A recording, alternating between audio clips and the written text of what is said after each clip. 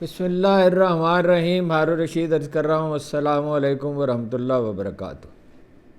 عمران خان نے پارٹی میں بڑے پیمانے پر چھانٹی کرنے کا فیصلہ کر لیا ہے. میرا اندازہ یہ ہے کہ مجلس عاملہ کے 65% ارکان جو 70 ارکان پر مشتمل ہے. ویسے تو اتنی بڑی مجلس عاملہ ہونی نہیں چاہیے. مجلس عاملہ تو 5 7 10 ارکان پر مشتمل ہونی چاہیے. بہت ذمہ دار لوگوں کو جو سیاسی حرکیات کو سمجھتے ہیں. بہرحال اس میں سے بہت لوگ فارغ ہو جائیں گے. میرا اندازہ ہے 70% تک بھی فارغ ہو سکتے ہیں. پی ٹی آئی اور حکومت کے مذاکرات ویسے تو میں آپ سے عرض کرتا ہی رہا ہوں، بس اس کو اب بالکل ہی ختم سمجھیے. میرا نہیں خیال کہ اگر وہ اب مذاکرات جاری رکھیں گے تو اس کو کوئی فائدہ پی ٹی آئی کو ہو سکتا ہے. حکومت کو ہو سکتا ہے، اس کو فائدہ اس کو نہیں ہو سکتا. اسی لیے محنت سماجت بھی جاری ہے، مذمت بھی جاری ہے حکومت کی طرف سے، اور خواہش ان کی بہت ہے ان کو مذاکرات میں الجھائے رکھیں اور امریکہ کو اور یورپی یونین کو تاثر دیں کہ ہم تو ان سے بات کر رہے ہیں. بھائی کیسی بات چیت ہے؟ مطلب ایک ڈکیتی ہوئی ہے، کسی کے گھر کا سامان چوری کر لیا، اس پہ مذاکرات کتنے ہو سکتے ہیں؟ اور اسٹیبلشمنٹ کے رویے میں کچھ تبدیلی ہے. حکومت یہ دعویٰ کر رہی ہے، یعنی یہ بات چیت وہ چاہتے ہیں عمران خان سے، اور بات چیت جاری بھی ہے. کتنے ہی تردید کی جائے، ہم جانتے ہیں جو جتنے بھی لوگ کچھ خبر رکھتے ہیں انہیں معلوم ہے بات چیت جاری ہے. شرائط پہ سمجھوتا نہیں ہو رہا. اس حکومت کو بہرحال جانا ہے. کب جاتی ہے، کس طرح سمجھوتا ہوتا ہے؟ ظاہر ہے کہ بھئی ایک استحکام کی ضرورت ہے اور امن کی ضرورت ہے، اور وہ اتنی بڑی اکثریتی پارٹی جو واحد اکثریتی پارٹی ہے اور جو چاروں صوبوں میں ہے، اس کے بغیر تو نہیں ہو سکتا. مینار پاکستان پر جلسے کی تیاریاں جاری ہیں اور متبادل منصوبہ بھی تیار ہے اگر جلسے کی اجازت نہ دی گئی. یورپی یونین نے اشارہ دیا ہے کہ G S P status plus status ختم ہو سکتا ہے، یعنی ٹیکسٹائل کی برآمدات میں جو رعایتیں دی جاتی ہیں، جو ترجیحی بنیادوں پر وہاں چیزیں درآمد کی جاتی ہیں، اس کا ختم ہو سکتا ہے سلسلہ. اور ٹیکسٹائل انڈسٹری کی کمر آپ کو پتہ ہے پہلے ہی ٹوٹ چکی ہے، پھر گور کنارے ہی پہنچ جائے گی اگر حکومت اس سلسلے میں کچھ نہیں کرتی. جو ان کے اعتراضات ہیں وہ بھی عرض کرتا ہوں. ایف آئی اے کے سربراہ کو آپ سب جانتے ہیں فارغ کر دیا گیا ہے. اس کی کوئی تھوڑی سی تفصیل ہے، بہت میرے پاس اس کی تفصیل تھی، لیکن اب دیر اتنی ہو گئی، بے پناہ اتنی تاخیر تو کبھی ہوئی نہیں، کچھ مجبوری آن پڑی تھی. تو اس میں ایف آئی اے میں بھی تطہیر کی ضرورت آ پڑی ہے، اور نئی تطہیر کی جائے گی تو یہ ادارہ ڈوب چکا ہے. یہ کرپشن کا اور نااہلی کا اور نالائکی کا ایسا گڑھ بن چکا ہے کہ یہ اس کا خاتمہ بہتر ہے. اس کو موجودہ حالت میں برقرار رکھنے سے بہتر ہے کہ ذمہ داریاں کسی اور کو دے دی جائیں، اور اس میں بڑے پیمانے پہ وہ کرنی پڑے گی. لیکن اب یہ ادراک کسی نہ کسی سطح پہ موجود ہے. وزیر اعظم ہاؤس میں بھی موجود ہے، اسٹیبلشمنٹ میں بھی موجود ہے، اور یہ بھی احساس ہے کہ یہ روز جو کشتیاں ڈوبتی ہیں اور روز یہ مسائل پیدا ہوتے ہیں، بڑے پیمانے پہ ہیومن سمگلنگ ہو رہی ہے، تو اس میں ایف آئی اے کے افسر ملوث ہیں ظاہر ہے. اور کرپشن تو اتنی ہے کہ کوئی حد ہی نہیں ہے، سب کو پیچھے چھوڑ دیا. تو اس میں تطہیر ہوگی. اور عمران خان نے خطوط لکھ دیے ہیں 9 مئی، اور اس پہ عدالتی کمیشن بنانے کے لیے اعلیٰ عدلیہ کو 26 نومبر پہ ایک خط انہیں بھی لکھا ہے جناب امین الدین خان صاحب کو بھی، جو آئینی کمیٹی وہ آئینی بینچ کے سربراہ ہیں. عمران خان میرا نہیں خیال کہ اب بات کریں گے. مذاکرات کی حوالہ دے رہا ہوں کہ حکومت سے مذاکرات کریں گے. حکومت کی حکمت عملی یہ دکھائی دیتی ہے کہ تحریک انصاف کو گفتگو میں الجھائے رکھا جائے، اور دوست ممالک کی مدد سے اور جو بھی تدابیر ہو سکتے ہیں. امریکہ میں پاکستانی سفیر بھی بہت سرگرم ہیں، اور وہاں سے ایک جعلی سا وفد بھی انہوں نے بھیجا. وہ ان صاحب کے بارے میں کافی میں نے معلومات جمع کی تھی، لیکن آج وقت نہیں ہے. وہ سرے سے بزنس مین ہی نہیں ہے، ایسے برائے نام سا بزنس ہے، ان کو کوئی تعلق نہیں. ویسے تو امریکی سفارت خانے نے تردید ہی کر دی. اور کاروبار میں ہمیشہ انہوں نے اپنا بھی نقصان کیا اور اپنے شراکت داروں کا بھی نقصان کیا ہے. اور بہت آئے ہیں فرمائش پر، معافی چاہتا ہوں، فرمائش پر وہ آئے ہیں، اور وہ کاؤنٹر پروڈکٹ، وہ الٹا نقصان ہوا ان کے آنے سے حکومت پاکستان کو. دیکھیے نون لیگ کیا میسیج دے رہی ہے امریکہ کو، بالکل واضح. حکومت یعنی پیپل پارٹی کی حکومت بھی ہے، تو فیصلے تو مگر شہباز شریف اور نواز شریف صاحب اور ان کی صاحبزادی کرتی ہیں، اور کچھ ان کو حکم دیا جاتا ہے، کچھ وہ فیصلے پلاننگ کچھ وہ کرتے ہیں۔ امریکہ کو میسج کیا دیا جا رہا ہے سادہ ترین الفاظ میں کہ حضور ہم جو آپ کے خادم ہیں، عمران خان تو ایک بے لگام آدمی ہے۔ اب یہ تو ظاہر ہے کہ عمران خان جو ہے وہ ایک خوددار آدمی ہے، قوم کی توقیر چاہتا ہے، آزاد خارجہ پالیسی چاہتا ہے، لیکن وہ امریکہ سے جنگ تو نہیں کرنا چاہتا۔ امریکہ سے ہماری کیا جنگ ہے؟ عالمی مالیاتی اداروں پہ اس کا تسلط ہے، اور ہر اعتبار سے وہ ایک بڑی طاقت ہے، اور بہت اس کی پینیٹریشن ہے پاکستان میں، اور پاکستانیوں کا بڑا رجحان ہے مغرب کی طرف۔ چین میں تو نہیں جاتے پاکستانی، بہت کم جاتے ہیں، اور اس میں تو وقت لگے گا۔ اگر فرض کیجئے کسی سطح پر یہ فیصلہ ہو جائے، اول تو اس اشرافیہ میں اتنی ہمت ہی کہاں ہے۔ جیسے خواجہ آصف نے نہیں کہا تھا کہ وہ لبرل ہے، ہم لبرل ہیں، وہ مذہبی ہے۔ مذہبی سارے مسلمان ہی مذہبی ہیں، خواجہ صاحب بھی مذہبی ہیں۔ مولا عمل میں کوتاہی کی بات دوسری ہے، اور مطلب اقتدار کی حوث ایک دوسری چیز ہے، روپے پیسے کی حوث بھی ایک دوسری چیز ہے۔ مسلمان تو سبھی ہیں، یعنی جو لوگوں کی مروبیت کا اور خوئے غلامی کا یہ عالم ہو کہ وہاں جا کے اپنے مسلمان ہونے سے ہی مکر جائیں یا اس میں معذرت خانہ رویہ اختیار کریں، وہ کیا ملک کی نمائندگی کریں گے؟ ڈونلڈ ٹرمپ کا مسئلہ یہ نہیں ہے، یہ ٹھیک ہے کہ وقتی طور پہ کوئی زیادہ توجہ ان کی پاکستان میں نہیں ہے۔ جو ولسن نے آج ویسے پھر ٹویٹ کیا ہے فری عمران خان، اور سارے ٹویٹ ڈیلیٹ نہیں کیے ہیں رچرڈ نے، اپنا کیا پورا نام کیا ہے ان کا، وہ الجھے ہوئے ہیں، جیسا کل بھی آپ سے عرض کیا ہے۔ گرین لینڈ ہے، یوکرین ہے،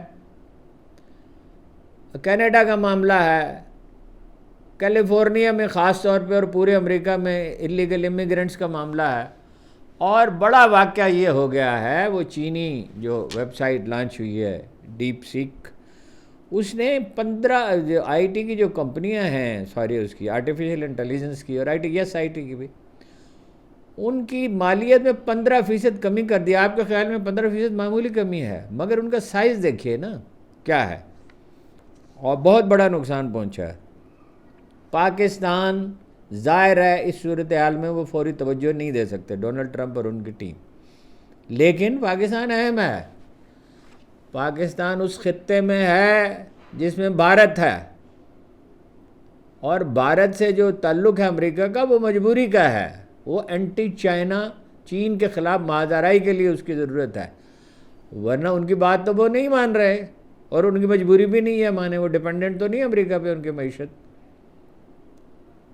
وہ روس سے تیل خرید کے بیچ رہے ہیں پابندی کے باوجود، یہ تو لوگ جرت نہیں کر سکتے خریدنے کی، آگے بیچنے کا کیا سوال ہے؟ ایران سے گیس لینے کی جرت نہیں کر سکتے، التجا کرنے کی ہمت بھی نہیں ہے، ایسی غلامی ہے۔ اب وہ دیکھیے مثال کے طور پہ اسلحہ واپس لینا چاہتے ہیں، ڈونلڈ ٹرمپ کی خواہش ہے، خواہشیں بہت ہیں ان کی، ہزاروں خواہشیں ایسی کہ ہر خواہش پہ دم نکلے۔ اسلحہ کیسے واپس لیا جا سکتا ہے؟ یہ ناقابل فہم ہے۔ چھوڑ کے کیوں گئے تھے $7 بلین کا؟ وہ معاہدے کے ہوا، معاہدے پہ عمل ہوا، اسلحہ آپ چھوڑ گئے، اور پاکستانی حکومت ان سے زیادہ بےتاب ہے۔ لیکن بےتابی سے کیا ہوتا ہے؟ اصل ایشو اسلحہ نہیں ہے، اصل ایشو یہ ہے جو حکومت پاکستان نے اعتراض کیا ہے اور وجہ طور پہ کیا ہے کہ ٹی ٹی پی کے لوگ جو ہیں وہ امریکی اسلحہ استعمال کرتے ہیں۔ پاکستان اور افغانستان کے اصل مسئلہ یہ ہے کہ اس میں کوئی چیز طے پا جائے، اور طے تو کرنی پڑے گی۔ پاکستان کے پاس دباؤ کے بہت سے طریقے ہیں، یہ حملہ کرنا کوئی طریقہ نہیں ہے۔ بات چیت کی جائے گی، بات چیت میں بڑے ٹف ہیں افغان، فائنلی ان کے ساتھ مذاکرات کرنے کے۔ انڈیا کے سامنے آپ جھکتے ہیں، مودی سے مذاکرات کرنا چاہتے ہیں، ان کو شادیوں پہ بلاتے ہیں، ان کی خدمت میں مؤدب رہتے ہیں، نواز شریف سمیت سبھی۔ اور باجوہ صاحب تو اتنے مؤدب ہو گئے تھے، اس کی المناک تفصیلات ہیں جو تھوڑی تھوڑی رفتہ رفتہ آتی رہتی ہیں۔ بہرحال اگر کسی نے بے وفائی کی ملک سے ڈٹ کر تہیہ کر کے تو وہ باجوہ صاحب تھے، اور بہت چھوٹے مفادات کے لیے، قومیں فروختن تو چرزاں فروختن۔ تو یہ اسلحہ کیسے واپس لیا جا سکتا ہے؟ دیکھیے افغانستان اور اس کے تعلقات میں ایک پیچیدگی ہے پاکستان اور افغانستان کے تعلقات میں تاریخی پیچیدگیاں پھیل رہی ہیں. بعض اوقات افغان لیڈر یہ کہہ دیتے ہیں کہ یہ تو افغانستان کا حصہ رہا ہے، پختونخوا کبھی حصہ نہیں رہا ہے. 7 صدیوں کے مسلم اقتدار میں پہلے 400 سال میں بہت کم، نسبتاً کم، اور پھر مغلوں کے اقتدار میں افغانستان سے ہجرت ہوتی رہی. یہ جو علاقہ ہے جس کو غفار خان اپنی آبیتی میں جو ہے وہ کہتے ہیں گندھارا تہذیب کا گڑھ، اور یہ گڑھ تھا افغانستان کی پشتون بیلٹ سے آگے تک. گندھارا تہذیب 3000 برس پہلے، 3000 برس پہلے ہی آئے پشتون اور کشمیری سرزمین بلاد شام سے. باقی سب کہانیاں ہیں اور اس کی دلیل بالکل بڑی واضح ہے. اس کو کریں اپنا ڈی این اے ٹیسٹ کرائیں تو پتہ چل جائے گا کہ یہ قبائل کہاں سے آئے ہیں. یہی گمشدہ قبائل ہے، اور وہاں جو ہے صورتحال ظاہر خراب تھی، قتل عام ہو رہا تھا، اور مسلمان تھے بھائی. حضرت موسیٰ کی امت مسلمان ہی تھی نا. بیچ میں ایک طویل دور گزرا، پھر سب کے سب مسلمان ہو گئے. پشتون تو سب کے سب مسلمان ہو گئے. تو اس کے بابری میں ظہیر الدین بابر صرف ایک پشتون خاندان کا ذکر کرتا ہے. ممکن ہے زیادہ ہوں، لیکن یہ ان لوگوں کا علاقہ تھا جنہیں ہزاروال کہا جاتا ہے. اب ان کی آبادی بہت بڑھ گئی ہے. کراچی، ملتان، لاہور، اور اس سے بہت زیادہ پنڈی اور اسلام آباد ہے. پنڈی میں تو 20 سال پہلے بھی، 25 سال پہلے بھی جو ادھر شمار کچھ لوگوں نے جمع کیے تھے تو 20-25% آبادی تھی، اور اسلام آباد میں تو 30-35% سے زیادہ ہے. اور ظاہر آپ اس پہ اعتراض تو نہیں کر سکتے، وہ پاکستان کے شہری ہیں جہاں چاہے رہیں، اور سخت جان لوگ ہیں، چھوٹے موٹے کاروبار سے شروع کرتے ہیں، محنتی لوگ ہیں. یہ تاجک اور ازبک جو ہیں وہ تو گم ہو گئے پاکستانی پاپولیشن. مطلب نواب نصر اللہ خان تاجک تھے، ازبکوں کا بھی یہی ہے. لیکن پشتونوں نے اپنی شناخت برقرار رکھی، اور پھر میں کہتا ہوں کہ کسی کو اس پہ کیا اعتراض ہے، اپنی شناخت برقرار رکھیں. لیکن وہ پاکستانی ہیں، افغان نہیں ہیں، نہ وہ افغانستان کا حصہ بننا چاہتے ہیں. کون افغانستان کا حصہ بننا چاہے گا؟ صرف اس کی پسماندگی کی بات نہیں ہے. جس طرح جبراً وہاں مذہب کا تسلط کیا جا رہا ہے، وہ تو یہ ایک نقطہ بیچ میں آ گیا. پی ٹی آئی سے مذاکرات کی بات کرتے ہوئے شہباز شریف نے کہا پی ٹی آئی کو اپنے گریبان میں منہ ڈالنا چاہیے. گریبان میں تو سبھی کو منہ ڈالنا چاہیے، لیکن نون لیگ کو زیادہ ضرورت ہے. جو کچھ انہوں نے اس ملک کے ساتھ کیا ہے، جس طرح اس کو لوٹا ہے، اور جس طرح الیکشن ڈکیتی کی ہے، 17 سیٹوں کے ساتھ ملک کے وزیر اعظم بنے بیٹھے ہیں، اور اقتدار کو طول دینے کا ہر حربہ استعمال کر رہے ہیں. اور یہ خوش فہمی یہ ہے کہ ہم ایسا کر بھی سکتے ہیں. شیر پہ سوار ہیں، اتر نہیں سکتے، خوف زدہ ہیں. خوف ان کا ضرور دور کرنا چاہیے. میں تو خان صاحب سے یہ کہتا رہا ہوں. رہ گیا وہ موصوف عرفان صدیقی، ان کی بات کی کوئی حیثیت ہی نہیں ہے.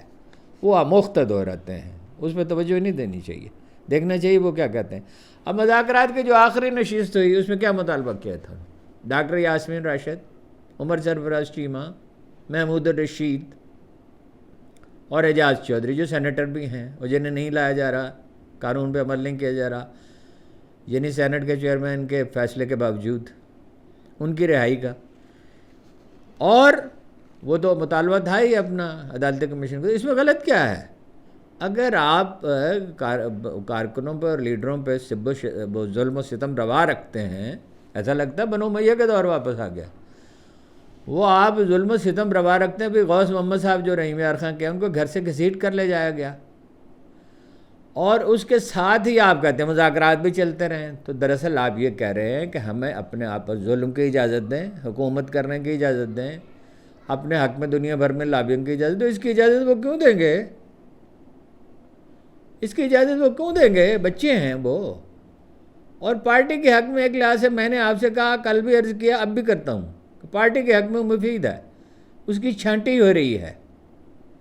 عمران خان نے کہا ہے کہ جو لوگ میرے ٹویٹ کو ری ٹویٹ نہیں کرتے ان کو رپورٹ بھی اس پہ بنا کے دی گئی. صرف 70 میں سے 20 لوگ ہیں جو ان کے مجلس عاملہ کے ری ٹویٹ کرتے ہیں، اور بہت سے لوگ سرگرمیوں میں حصہ ہی نہیں لیتے، باتیں بڑی بڑی کرتے ہیں.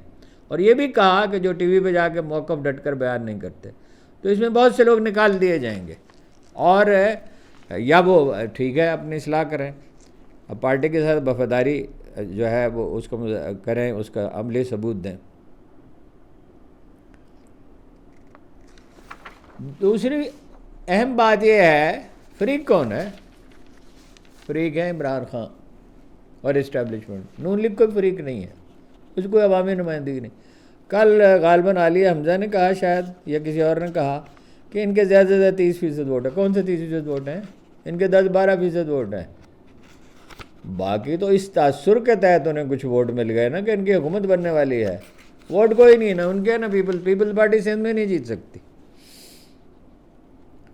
عمران خان جو ہے وہ ایک قومی پارٹی کی نمائندگی کرتا ہے۔ دیکھیے اس کی 3 حیثیتیں ہیں، علاوہ اس کے کہ اس کی خدمات ہیں ملک کے لیے، اور اس وقت سے بھی ہیں جب وہ سیاست میں نہیں تھا۔ وہ سرائکی بیلٹ کا آدمی ہے، اس کے والد سرائکی بولتے تھے۔ ایک دن اچانک خان صاحب نے مجھے کہا، میاں ولی ہم جا رہے تھے، کہ آغا جان نے مجھے سرائکی نہیں سکھائی۔ میں نے کہا ان کی ڈیوٹی تھی آپ کو سرائکی سکھانا، آپ کو خود سیکھنی چاہیے تھی۔ ہم نے سیکھی ہے، خود سیکھی ہے، ہمارے ماں باپ نے تو نہیں ہمیں سکھائی۔ ہم رحیم یار خان میں رہتے تھے، دیہات میں جاتے تھے، کچھ عرصہ دیہات میں رہے بھی، تو سرائکی خود سیکھی، اللہ کے فضل سے روانی سے اب بھی بول سکتے ہیں۔ سرائکی ان کے والد بولتے تھے۔ پنجابی ہیں، وہ لاہور میں رہتے ہیں اس لحاظ سے، اور نسلاً وہ پشتون ہیں، اور پشتونوں نے انہیں اپنا لیڈر، اپنا خان تسلیم کر لیا ہے۔ یہ آپ سے عرض کیا تھا کہ یہ لفظ منگولیا سے ہے، مغلوں کے سردار کو خان کہا جاتا تھا، لیکن پھر یہ افغانستان میں رائج ہو گیا۔ وہ ایک بڑا تاریخی واقعہ ہے، کبھی آپ سے عرض کیا تھا، پھر دوبارہ عرض کر دوں گا۔ تحریک انصاف کے معاملے میں اسٹیبلشمنٹ میں یہ خیال تو جڑ پکڑ چکا ہے، خواہش تو پیدا ہو چکی کہ مصالحت ہو جائے۔ اب مصالحت کی شرائط کا معاملہ ہے، ان کا خیال یہ تھا آسانی سے منا لیا جائے گا، جیسے نون لیگ مان گا، آسانی سے تو خان صاحب نہیں مانیں گے، اپنے جائز مطالبہ وہ تسلیم کرائیں گے، اور آخر کار صلح تو ہوگی۔ یہ تو نہ کردہ کار لوگ ہیں، یہ کچھ کر سکتے ہی نہیں ہیں۔ یورپی یونین والوں نے چاول واپس کر دیے، 100 یاد دہانیاں کرائی انہوں نے۔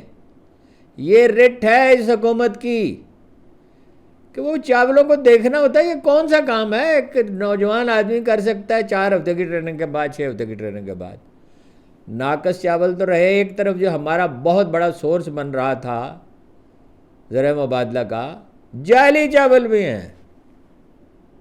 یہ وہ بدقسمت ملک ہے جس میں جعلی انڈے بھی بن جاتے ہیں۔ آپ کو جعلی چاول پہ تعجب ہو رہا ہوگا۔ اور ایف آئی اے کا حال یہ ہو گیا تو لمبا میں ایک تاجر پہ جولائی 2024 میں چھاپا مارا ایف آئی اے کے افسروں نے، اور 18 کروڑ اور کچھ لاکھ کا سونا برآمد کیا، اور 8 کروڑ رشوت لے کے چھوڑا۔ اور احمد اسحاق جہانگیر جو ہیں، جنہیں برطرف کیا بجا طور پہ وزیر اعظم نے، ان کا حال یہ تھا فائل ہی نہیں دیکھتے تھے۔ واجد ضیاء، بشیر میمن اور واجد ضیاء کے بعد ایف آئی اے کو کبھی کوئی ڈھنگ کا سربراہ نہیں ملا۔ ہیومن ٹریفکنگ میں، انسانی سمگلنگ میں یہ ملوث ہیں۔ گجرات اور گجرانوالہ اس کا گڑھ ہے، اور گجرانوالہ میں ایف آئی اے کے دفتر کا عالم یہ ہے کہ کوئی ڈھنگ کا فرنیچر تک نہیں ہے، سٹاف پورا نہیں ہے، سمگلر وہاں آتے جاتے رہتے ہیں، وسائل مہیا نہیں کیے جاتے، اس کی کوئی نگرانی نہیں کی جاتی، ان کی مدد نہیں کی جاتی، اچھے افسر تک۔ اور بھائی جہاں مسئلہ ہے، جہاں مریض کو پرابلم ہے، جہاں پہ فرض کیجئے اس کی ٹانگ پہ پھوڑا ہے، آپریشن وہاں پہ ہوگا نا، تو وہاں ڈھنگ کا سٹاف نہیں۔ وہ تو احمد اسحاق جہانگیر تو ایک ناکردہ کار بیکار آدمی تھے، اور ان کی تبادلہ نہیں ہونا چاہیے، برطرفی ہونی چاہیے۔ جب آپ یہ نہیں کر سکتے، مانیٹرنگ نہیں کر سکتے، جہاں جزا و سزا نہیں ہے وہاں کام کیسے چل سکتا ہے؟ اور نون لیگ کے پاس کچھ ہے نہیں۔ عمران خان ہے، اسٹیبلشمنٹ ہے، جو بعض حالات میں اثر انداز ہو سکتی ہے فیصلہ کن طور پر، لیکن مستقل طور پر نہیں، اس لیے کہ اس کا فیصلہ درست نہیں ہے۔ عالمی ادارے کیا کہہ رہے ہیں پاکستانی کاروں کے بارے میں؟ یہ ان کی تعویلوں پہ نہ جائیے، ان کو غلط بیانی کرنے میں کوئی تنبل نہیں ہوتا۔ شہباز شریف کو، نواز شریف کو، آصف علی زرداری کو، بلاول صاحب تاجروں پہ بگڑ گئے، ہماری شکایت کیوں کی؟ بھائی مسئلے کو دیکھیں، مسئلہ کیا ہے؟ حالت یہ ہو گئی سندھ میں کہ وہ جو کمیشن ہے سرکاری ملازمین کے بھرتی، کیا اس کو کہتے ہیں، وہ اس کو تباہ کر دیا۔ کراچی بورڈ کا رزلٹ جو ہے وہ 30-35% اور اندرون سندھ کے بورڈوں کا رزلٹ 70%۔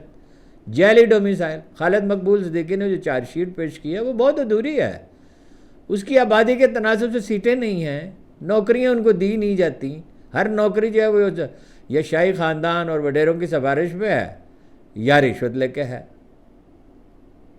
اور انہیں غلام بنا کے رکھنے کی کوشش کی جا رہی ہے۔ ویسے بھلا تو دیہی سندھ کا بھی نہیں ہو رہا، اس لیے کہ جعلی ڈگریوں پر اور جعلی ڈومیسائل پر جن لوگوں کو آپ نوکری دیں گے ان کا مستقبل تو نہیں سنورے گا، وہاں تو تعلیم بہتر ہونی چاہیے، اور وڈیروں کا جبر وہاں ختم ہونا چاہیے۔ سب سے بڑا مسئلہ یہ ہے نون لیگ کے پاس کچھ تعویلوں کے سوا نہیں ہے۔ عالمی ادارے کہہ رہے ہیں کہ معیشت سکڑ کر $325 بلین سے 5 سال میں $320 بلین رہ جائے گی، تو وہ ان کو کرنا کیا ہے؟ ان کا مصرف کیا ہے؟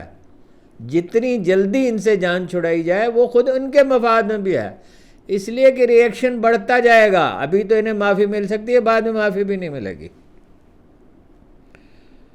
خالد صدیقی نے کہا کہ بھتہ وصول کر رہے ہیں، آج ان کو پتہ چلا بھتہ وصول کر رہے ہیں، مستقل بھتہ وصول کر رہے ہیں لہاری گینگ کے ذریعے، سرکاری افسروں کے ذریعے، تحصیل کی سطح پر بلدیاتی اداروں کے ذریعے، ڈپٹی کمشنروں کے ذریعے 35% رکھا جاتا ہے اپنا۔ بلاول جو ہے وہ چاہتے ہیں کہ شہنشاہ کی طرح حکومت کریں اور باقی لوگ ان کی رعایا بن جائیں۔ وہ زمانے لد گئے حضور جب خلیل خان فاختہ اڑایا کرتے تھے، وہ زمانے چلے گئے جی، جب پسینہ گلاب تھا۔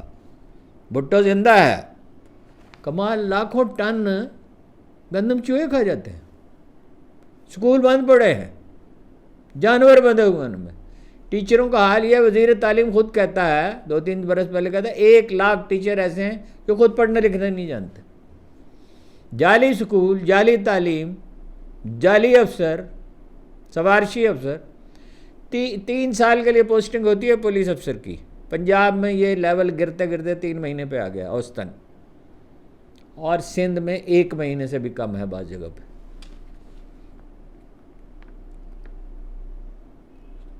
تو جناب یہ اپنا اس طرح تو حکومتیں نہیں چلا کرتی، استحکام تو آ نہیں سکتا، استحکام کے بغیر معیشت سنور نہیں سکتی۔ وہ کیا ایک صاحب آئے تھے امریکہ سے کہ اربوں ڈالر کے انویسٹمنٹ، اربوں ڈالر کی، ہزاروں ڈالر کی بھی نہیں ہو سکتی۔ انویسٹمنٹ وہاں ہوتی ہے جہاں سرمایہ بڑا حساس ہوتا ہے، جہاں کو منافع کا امکان ہو۔ پنجاب ایک ایسی خاتون کو سونپ دیا کہ جنہیں سیاست کی حرکیات کی ابجد بھی معلوم نہیں ہے، اور حکمرانی کی بھی تشہیر سے دلچسپی ہے۔ اپنا اور اپنی والدہ محترمہ کا کارنامے نصاب میں شامل کر دیں۔ کون سے کارنامے ہیں جو آپ نصاب میں شامل کریں گے؟ آپ کا ذکر تو پاکستانی تاریخ میں اس طرح ہوگا آپ کو اندازہ ہی نہیں ہے کہ آپ کا انجام کیا ہونے والا ہے۔ سندھ میں بھٹو زندہ ہے اور سندھ کے شہری دیہی اور شہری عوام مر رہے ہیں۔ تو یہ سلسلہ کب تک جاری رہے گا؟ ایک جعلی نظام جس کی بنیادیں ہی نہیں ہیں، وہ بنیادیں نہیں ہیں تو قائم کیسے رہے گی یہ عمارت؟ وہ بات جو ہمیشہ میں دہراتا ہوں، قرآن مجید کہتا ہے جو ہلاک ہوا وہ دلیل سے ہلاک ہوا، وہ جیا وہ دلیل سے جیا۔ ایک دن خود اسٹیبلشمنٹ انہیں اٹھا پھینکے گی، ان سے جان چھڑائے گی۔ وہ میں نے عرض کر دیا آپ کو، ایف آئی اے کا قصہ تو کشتیاں ڈوبتی رہیں، کسی کو پرواہ نہیں تھی، کرپشن پھیل گئی اس کی رگ رگ میں، دیمک کھا گئی ایف آئی اے کو۔ اور پہلی بار کچھ منصوبہ بندی آج میں نے معلوم کیا، ذمہ دار افسروں سے بات کی، کچھ ہو رہی ہے ان ہیومن سمگلنگ روکنے کی۔ بہت دنیا میں پاکستان اس سے بدنام ہو رہا ہے۔ یہ انصاف کی حالت یہ ہے احمد اسحاق جہانگیر کی، اس کو نکالنا چاہیے۔ یہ ایک رپورٹ ان کو پیش کی گئی 1.5 سال پہلے، انہوں نے اس کو دیکھنے کی تکلیف گوارا نہیں کی۔ ایف آئی میں بہتری کیسے آ سکتی ہے، اس کی کارکردگی کیسے بہتر ہو سکتی ہے، ہیومن سمگلنگ کیسے رک سکتی ہے، فلاں چیز کیسے ہو سکتی ہے، ٹریننگ کیسے بہتر ہو سکتی ہے، اور کیسے ماحول جو ہے وہ ٹھیک کیا جا سکتا ہے، دیکھنے کی زحمت نہیں کی۔ یورپی یونین کے نمائندے ہیں جناب اولوفس گوک، وہ کافی دن سے پاکستان میں ہیں، انہوں نے چیف آف آرمی اسٹاف صاحب سے ملاقات کی ہے، وزراء سے ملاقاتیں کی، چیف جسٹس سے بھی ملاقات کی۔ دو اعتراضات ہیں ان کے، ایک تو وہ کہتے ہیں کہ اظہار رائے کی آزادی، یہ ڈان کی رپورٹ، اور دوسرا پھر انہوں نے اشارہ دیا ہے کہ جی ایس پی فوجی عدالتوں میں شہریوں کے مقدمات نہ چلیں، جی ایس پی پلس اسٹیٹس ختم ہو سکتا، اور وہ تو آپ کو پتہ ہی ہے کہ کتنے بلینز ڈالرز کا نقصان پہنچے گا، وہ تو میں نے آپ سے عرض کر ہی دیا۔ انہوں نے کہا جی ایس پی پلس کا اگلا دور نیکسٹ فیز اس پر منحصر ہے کہ پاکستان مختلف بین الاقوامی ذمہ داریوں کی تعمیل کرتا ہے یا نہیں کرتا۔ یہ کون کہہ رہا ہے جی کہ یہ حکومت قائم رہے گی؟ کون کہہ رہا ہے؟ یہ یورپی یونین ہے، اور امریکہ کا موقف آپ کو معلوم ہے، یہ منت سماجت کر کے کچھ وقت لے لیں گے، لیکن پاکستان کی اہمیت سے کتنا گریز وہ کرے؟ چین ہے، ادھر بھارت ہے، ادھر ایران ہے، کتنا نظر انداز کریں گے اور کتنے دن کر سکتے ہیں؟ اگرچہ اصل مزاحمت مقامی ہونی چاہیے، اور مزاحمت کی بنیاد انتقام نہیں ہونا چاہیے، مزاحمت کی بنیاد عدل ہونا چاہیے۔ جس کو لوگوں نے ووٹ دیے ہیں، اقتدار اس کے پاس ہونا چاہیے۔ 8 فروری کے جلسے کے لیے جناب تیاریاں ہو رہی ہیں مینار پاکستان پر، اور عالیہ حمزہ سے مختلف اضلاع کے وفود نے ملاقاتیں کی ہیں۔ جلسے کے لیے بظاہر وہ پرعزم ہیں، اور انہوں نے کہا ہے کہ مینار پاکستان کا مطلب ہے مینار پاکستان، لیکن جیسے میں نے کل کہا، یہ حکومت اس کی اجازت نہیں، اس کی متحمل نہیں ہو سکتی، یہ بوجھ نہیں اٹھا سکتی، ان کے بس کا نہیں ہے۔ یہ تو ان کے خلاف ریفرنڈم ہو جائے گا، لیکن متبادل منصوبہ انہوں نے تیار کیا ہے، مقامی سطح پر احتجاج ہوگا، اور میرا خیال ہے یہی بہترین ہے اور موجودہ حالات میں، اس لیے کہ تیاریوں کے لیے وقت بہت کم ہے، اور ہر کہیں مظاہرے ہونے چاہیے، اور ہر کہیں اس کی ویڈیو جو ہے وہ سوشل میڈیا پہ جانی چاہیے۔ اس حکومت کی کوئی بنیاد نہیں ہے، اس کی بقا کی وجہ یہ ہے کہ صحیح خطوط پہ جدوجہد نہیں کی جا رہی۔ اور ایک نقطہ تو خان صاحب ٹھیک بیان کرتے ہیں، بالکل بہت ہی اعلیٰ ہے، کہ خوف نکالو، دلوں سے خوف نکالو۔ دوسرا یہ ہے کہ تانا زنی کی بجائے، مذاق اڑانے کی بجائے دلیل دیں۔ آپ کو دلائل کی کوئی کمی ہے؟ آپ کی تو یہی دلیل کافی ہے کہ ہم الیکشن جیتے ہوئے ہیں، اور ان کی کرپشن یہ اعداد و شمار سے بیان کرے۔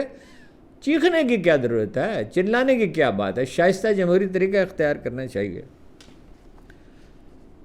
اور وکلاء کے جو سب سے اہم لیڈر ہیں احمد خان، انہوں نے کہا ہے کہ پیکا ایکٹ جو ہے اس کے خلاف ہر فورم پہ ہم میڈیا کا ساتھ دیں گے۔ پہلے لاہور میں ایک سیمینار ہوگا، پھر اسلام آباد کنونشن ہوگا، پھر اسلام آباد میں بڑا کنونشن ہوگا۔ اس پہ صرف یہ عرض کیا جا سکتا ہے احمد خان صاحب کی خدمت میں، تیرے وعدے پر جیے ہم تو یہ جان جھوٹ جانا، کہ خوشی سے مر نہ جاتے اگر اعتبار ہوتا، وکلاء کا دم خم ختم ہوا۔ وہ پرانا واقعہ ہے، کبھی ان لوگوں میں کوئی زندگی تھی، کوئی جان تھی، کبھی انہوں نے ایک تاریخی کارنامہ انجام دیا تھا، کبھی قوم ان کی پشت پہ کھڑی تھی اور انہوں نے حیرت انگیز قربانیاں دی تھیں۔